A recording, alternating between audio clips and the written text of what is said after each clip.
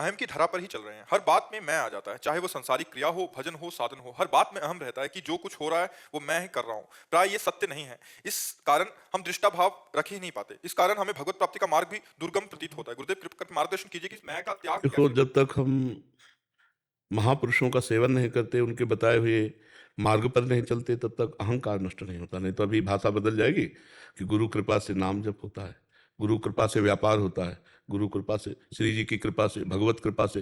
तो ये अंदर आपकी बात आने लगेगी तो अहंकार नष्ट हो जाएगा। और हो सब कृपा से ही रहा है। आप राधा बोलोगे तो किशोरी जी की कृपा से बोल पाओगे। आप वृंदावन आए हो, किशोरी जी की कृपा, जिनको वृंदा विपिन है कृपाति नहीं की हो। आप जो कुछ कर पा रहे हो भगवत प्रदत्त बुद्धि से कर पा रहे हो, भगवत प्रदत्त शरीर बल से कर पा रहे हो। ये तुम्हारा है क्या? सोचो, तुमने रचा है क्या ये? तो अहंकार किस बात का? बुद्धि तुम्हारी भगवान ने रची, शरीर तुम्हारे भगवान ने रचा, सृष्टि भगवान ने रची, सृष्टि का कार्य भगवान ने दिया। तो अहंकार क्यों करते हो? इसको तुम मूढ़ता ही कहते हैं। अहंकार विमूढ़ आत्मा करता हमिति मन्यते, मैं करता हूं ऐसा मानना ये मूर्खता है, मूढ़ता है। आपका कोई अस्तित्व नहीं भगवान के सिवा। आप देखिए ना, मुझे जानते हुए भी। तो उसे समर्पित किया करो। हाँ, तब भी वही बात। अहंकार नष्ट करने का तुम्हें एक सरल उपाय बता रहे हैं। जो भी कर्म करो उसको समर्पित कर दो। प्रति घंटे का नियम बना लो कि जैसे 7 से 8, 8 से 9, तो हर एक घंटे में हे सच्चिदानंद प्रभु, हे राधा वल्लभ लाल, ये 1 घंटे का कर्म जो आपकी कृपा से आपके बल से हुआ वो आपको समर्पित है। चाहे वो भजन हो, चाहे वो व्यापार हो, चाहे वो सांसारिक कार्य हो। ठीक है, आप देखना इससे लाभ मिलेगा। कर्म समर्पण करोगे तो अहंकार गलित होता जाएगा।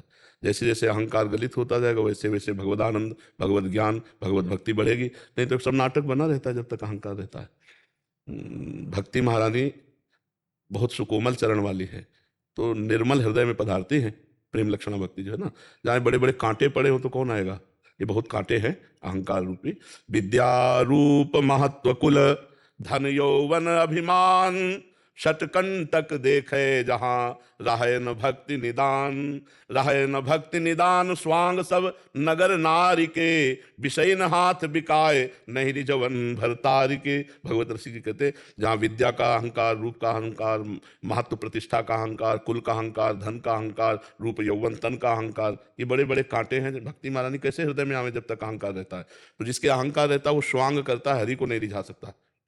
वो नाटक होगा, भक्ति नहीं होगी। क्योंकि भक्ति में तो लगता है कि भगवान की कृपा से हो रहा, गलती हुई तो हमसे, और सच्चे साधन बने तो भगवान की कृपा से। गुण तुम्हार समुझे निज दोषा, जे सब भांति तुम्हार भरोसा। सब प्रकार से भगवान के अधीन है। कोई गलती हो गई तो नाथ हमारी गलती, और अच्छे कर्म हो गए तो आपकी कृपा।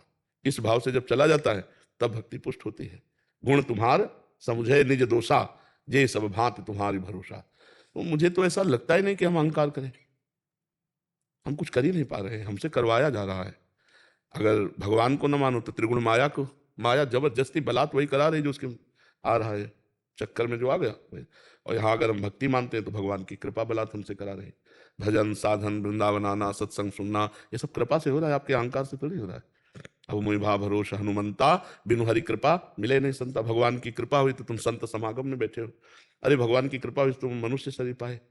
ये जो मनुष्य शरीर है ये कृपा से मिलता है।